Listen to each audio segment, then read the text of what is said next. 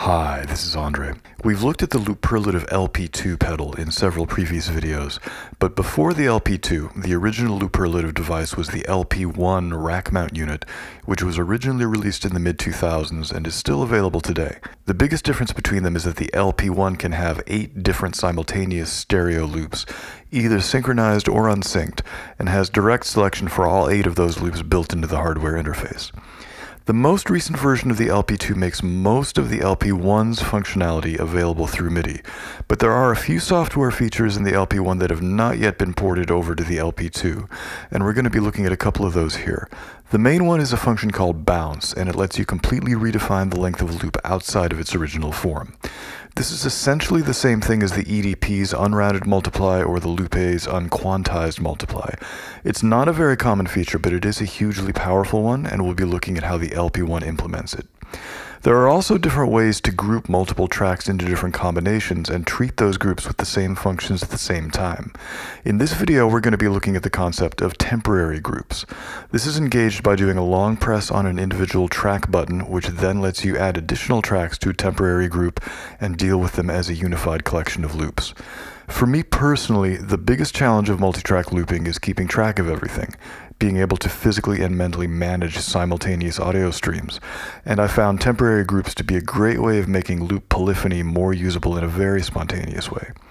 Now, bounce and temporary groups are not the only things that differentiate the LP1 from the LP2, but they're two of the most intriguing to me, so that's what I've chosen to focus on for this first LP1 video. Alright, the LP1 is currently on its input and output level screen. We have inputs and outputs. So to record, we're going to go menu. We're going to select a track to record. Let's do track 1. We're going to use the record overdub button on the front panel. We're recording. I'm playing. Now we're going to close record. The blinking green light means that we are overdubbing.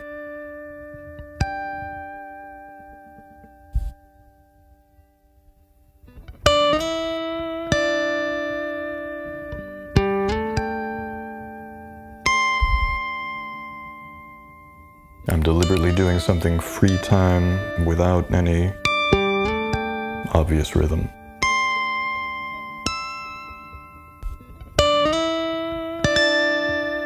Very Star Trek, I know.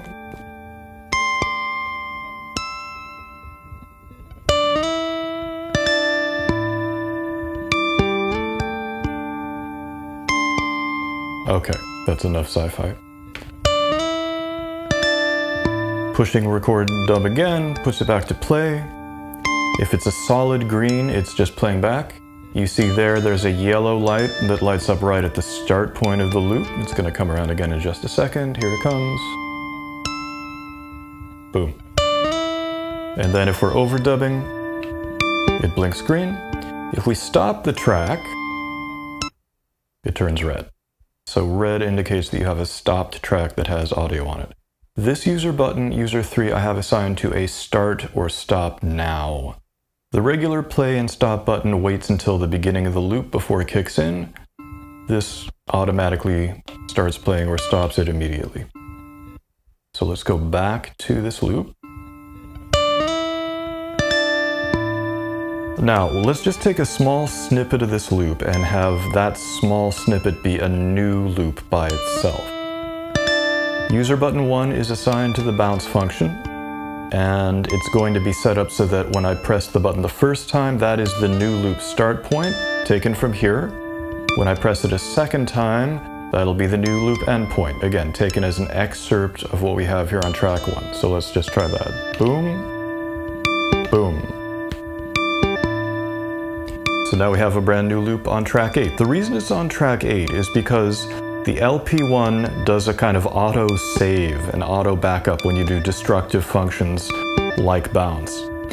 So we were talking just a second ago about how a solid red light means that you have audio on a track but it's not currently playing. This is the original free time loop that we made at the very beginning. If we play that, now we're hearing both loops at the same time. This is the original one, and this is the one that I recorded. And let's give some stereo separation just to make that easier to hear. So panning the free time loop over there, panning the rhythmic loop over there. I'm wearing my headphones backwards, so left and right is kind of confusing for me. Sorry. All right, let's do a new loop that is synchronized to track 8. Track 8 is shorter, it has a little more of a defined rhythm, so we're going to select track 8. No, not temporary. So we're going to select track 8, and we're going to set that as the clock source. I have user button 4 assigned to that. Now, if I select any of these other tracks and press play, now I have immediately created a new track that is synchronized to the clock source, which in this case is track 8. So if I press overdub on track 7 and now play something on top of that,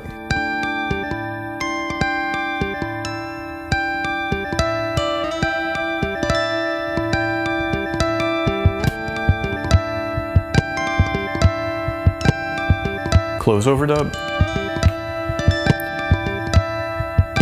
All right, so now 7 and 8 should be synchronized to each other. I'm going to turn off track 1. Yep, very nice. Let's have this one panned over wherever is the opposite of that. All right. So the drums we recorded in synchronization to track 8, which we just set as the new clock master. Track 1 is not related to that tempo because we recorded that initially. If we play track 1 again, let's make track 1 center.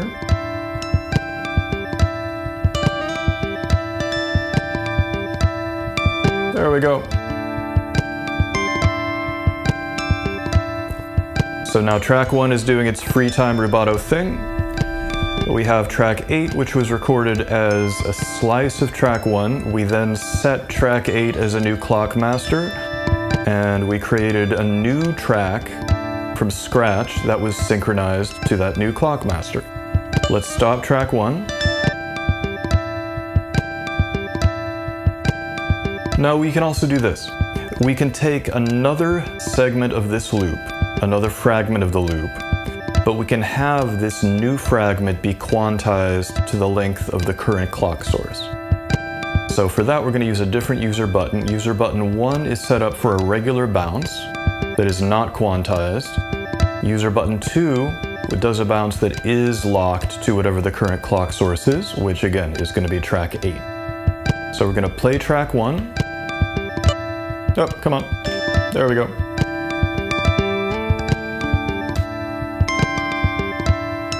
And let's just give this a shot, see what happens.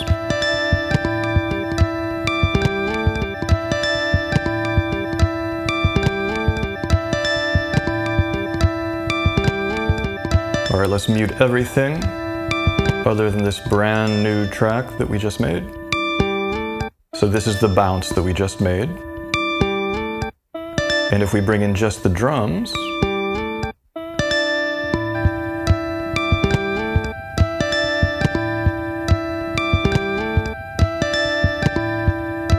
and I'm going to overdub a little more on track 6 just to make it a little clearer where the downbeat is. 3 and 4 and...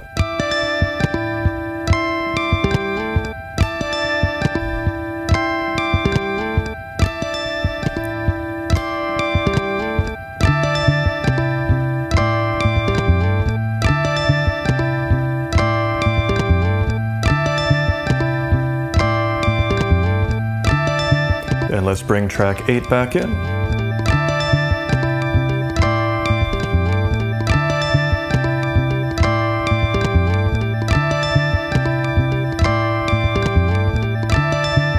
And let's do this. Let's stop the quantized tracks. Let's play track 1 again. Nope, we don't want that as part of the group. We want that to be its own thing. We're going to do another quantized bounce, but we're not going to be listening to any of the quantized loops. So we're going to do another snippet of this, of track 1. Not even going to think about it.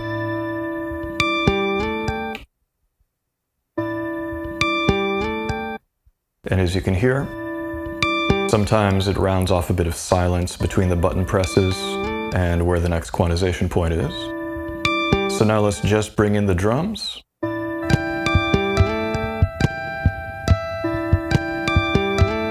And let's overdub stuff on this new track 5 that makes it clear where the downbeat is. 3 and 4 and...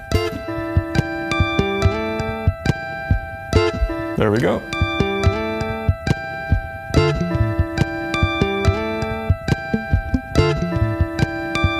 Turn off overdub. Now let's see what track 6 sounds like along with all this. We'll wait for it to come in on the downbeat.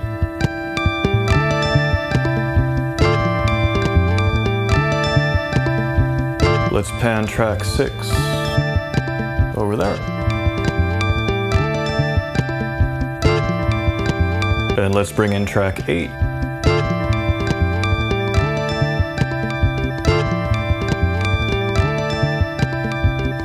So now, let's select everything.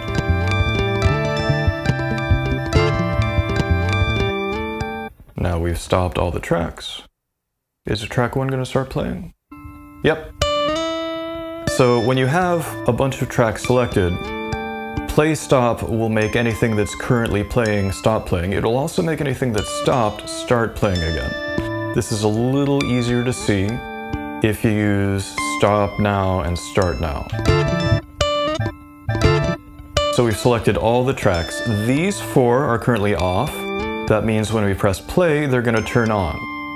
This one is currently playing. That means that if we press play or stop, that's going to turn off. If we use a regular play stop, it'll wait until it gets to the end of the loops to start up again. If you use stop or start now, it does it immediately. And let's do this. Go back to menu, let's mute this. It's about to mute, there we go. Let's do this. Let's have 5 and 7 be part of a temporary group. We're gonna play those. Now we're adding oh, interesting.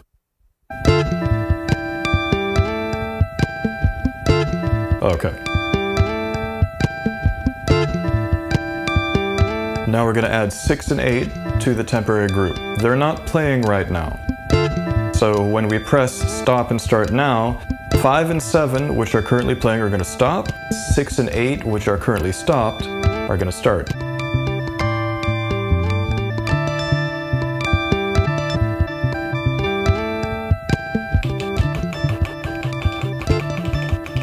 And if we want to do it a little more orderly, if we press play stop, it'll wait until everything is nicely lined up.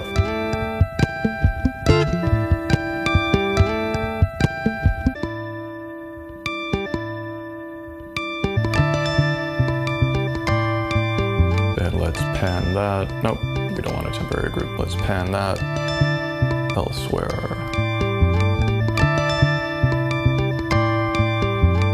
And let's play everything.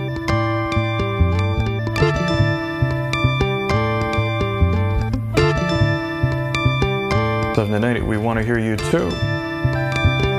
There we go. And let's hear the original rubato loop too. This is going to get a little messy.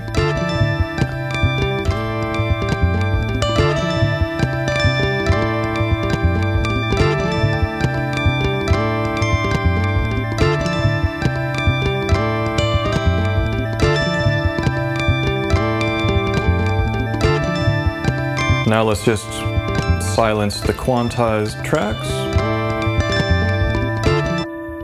This is just the original free time loop that we started with. Get out of our temporary group. Let's just play the drums.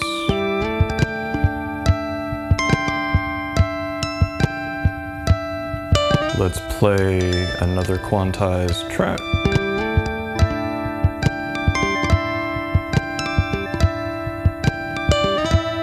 Let's play another quantized track. Let's turn off track 1 because it's getting a little dense. I know how it feels. And let's play track 5.